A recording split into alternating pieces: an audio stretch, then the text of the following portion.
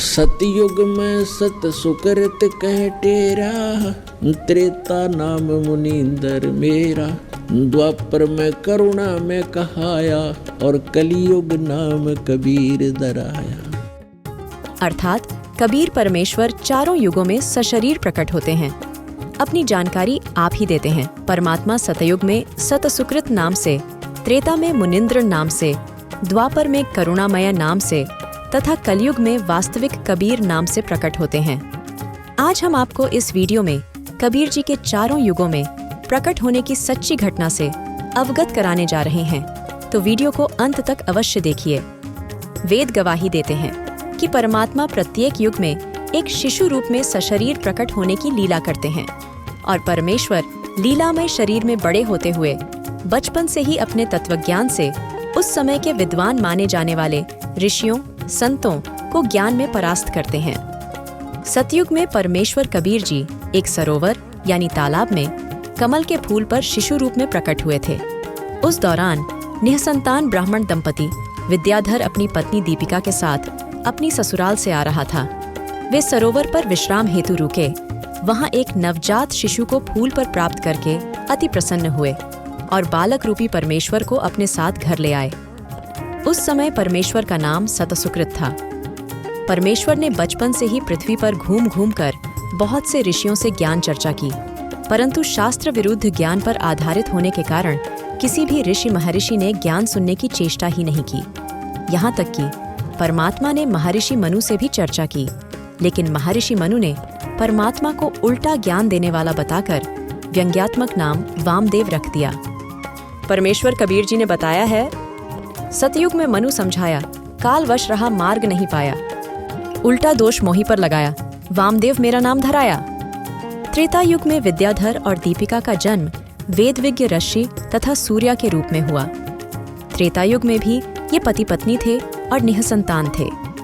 प्रभु कबीर जी त्रेता युग में भी एक शिशु रूप में कमल के फूल पर प्रकट हुए थे, जहाँ से वेदविज्ञ ऋषि तथा उनकी पत्नी सूर्या जो प्रतिदिन सरोवर पर स्नान करने जाते थे, वे शिशु रूपी परमेश्वर को अपने साथ घर ले गए तथा संतान रूप में पालन किया। उस समय परमात्मा का नाम मुनिंद्र ऋषि था। त्रेता युग में मुनिंद्र साहेब ने नल नील, हनुमान जी, लंका के राजा रावण की पत्नी मंदोदरी, भाई विभीषण सहित अनेक पुण्यात्माओं को मिले, उनका कल्याण किया तथा श्री रामचंद्र जी की समुद्र में पुल बनवाने में भी परमात्मा ने सहायता की थी। परमेश्वर कबीर जी ने अपने शिष्य धनी धर्मदास जी को बताया है, त्रेता में नल नील चेताया, लंका में चंद्र विजय समझाया। सीख मंदोदरी रानी मानी, समझा नहीं रावण अभिमानी। विभीषण किन्हीं सेव हमारी, ताते हुआ लंका छत्तरधारी। हार गए थे जब त्रिभुवन राया, समुद्र पर सेतु मैं ही बनवाया। द्वापर युग में कबीर साहेब रामनगर नामक नगरी में एक सरोवर में कमल के फूल पर शिशु रूप में प्रकट हुए, जहाँ से एक निःसंतान वाल्मीकि दंपति कालू तथा गोदावरी अपने घर ले गए तथा उन्होंने एक ऋषि से परमेश्वर का नामकरण कराया। उसने परमेश्वर का नाम करुणामय रखा। द्वापर युग में परमेश्वर कबीर जी करुणामय रूप में 404 वर्ष तक लीला करते रहे तथा इसके बाद सशरीर सतलोक चले गए। इस दौरान सुपच सुदर्शन जी, राजा चंद्र विजय और उसकी पत्नी रानी इंद्रमती ने करुणामय साहिब की शरण ग्रहण की थी और अपना आत्म कल्याण करवाया था। द्वापर युग में परमेश्वर ने सुपच सुदर्शन रूप में पहुंचकर पांडवों की यज्ञ भी पूरी की थी।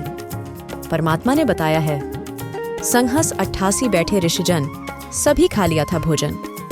33 कोटि देवता सारे, शंख नहीं बजा रहे सब हारे। बाजा शंख अखंड धुन लाई, पूरी पृथ्वी पर आवाज सुनाई। तीनों लोकों में सुनी शंख आवाज, तुम सुदर्शन संतन सिरताज। ताको सतभक्ति समझाई, अपनी महिमा आप बताई।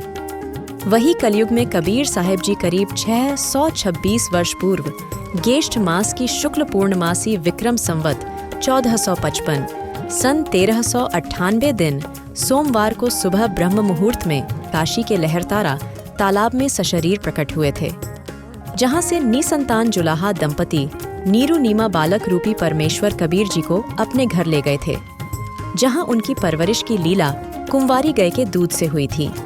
वही परमेश्वर कबीर जी के प्रकट होने की घटना के प्रत्यक्ष दृष्टा स्वामी रामानंद जी के शिष्य अष्टानंद नामक थे, जो ब्रह्म मुहूर्त में प्रतिदिन लहरतारा तालाब में स्नान करके वहीं बैठकर कुछ समय अपनी भक्ति क्रियाएं करते थे। जब ऋषि अष्टानंद जी ध्यान मग्न होने की चेष्टा कर रहे थे, उसी समय उन्हें आकाश से एक प्रकाश पुंज नीचे की ओर आता दिखाई दिया। वह इतना तेज प्रकाश था कि उसे ऋषि जी की चर्म दृष्टि सहन नहीं कर सकी, जिसके कारण परमेश्वर के प्रकाश को देखने से ऋषि जी की आंखें बंद हो गई थीं। वही कलयुग में परमेश्वर कबीर जी ने अनेक महापुरुषों को शरण में लिया। उन्हें तत्वज्ञान समझाया, सतलोक दिखाया। उन महापुरुषों में स्वामी रामानंद जी, सिख धर्म के प्रवर्तक माने जाने वाले नानक देव जी, धनी धर्मदास बांधवगढ़ मध्य प्रदेश, दादू दयाल जी, मलुकदास जी, संत गरीबदास जी गांव छुड़ानी जिला झज्जर हरियाणा, संत घीसादास जी जिला बागपत उत्तर प्रदेश, नामदेव आदि शामिल हैं। इसके साथ ही दिल्ली के बादशाह सिकंदर लोदी, काशी नरेश बीरदेव सिंह बघेल, मगहर रियासत के नवाब बिजली खां पठान जैसे अन्य राजाओं ने भी कलयुग में परमेश्वर कबीर जी की शरण प्राप्त की। इस तरह परमेश्वर कबीर जी कलयुग में 120 वर्ष तक लीलामय शरीर में रहे। इस दौरान कबीर जी के तत्वज्ञान से परिचित होकर उनके 64 लाख शिष्य हुए थे, जो कबीर जी की समर्थता का प्रमाण है। परमेश्वर कबीर जी ने अपने शिष्य धनी धर्मदास जी को कलयुग में प्रकट होने की जानकारी देते हुए बताया है कि अब मैं कलयुग में लीन्हा अवतारा, काशी नगर है स्थान हमारा।